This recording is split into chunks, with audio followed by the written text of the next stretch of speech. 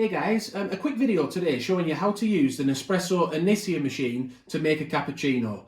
Now with this machine it has a lever, so the lever extends the front of the machine out and then you can then drop a pod into the top. So I've got just a basic Aldi pod here. You just drop it in, gently close it, just make sure you're not crushing the pod, and then the pod is ready to go. The next thing you want to do is get the machine heating up, and to do that you press one of these top two buttons. This one I'm using this little cup button, which is an espresso size.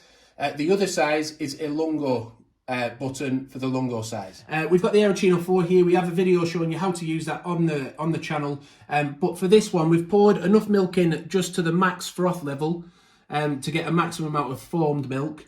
And we're just going to press the cappuccino button, which is this one here, the third one from the left.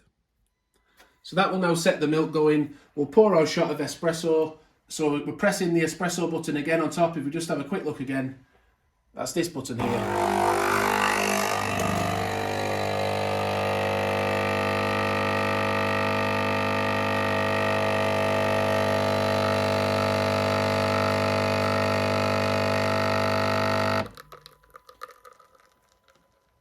So that's now poured a nice shot of espresso. We'll just let it drip off while the milk finishes. Obviously, if you were pouring a lungo, you would just let it pour to the lungo level and then you're ready to drink it once it's cooled down a little bit.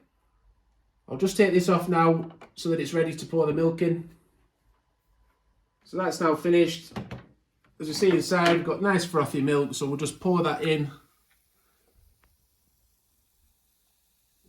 Let that nice frothy milk come down on top.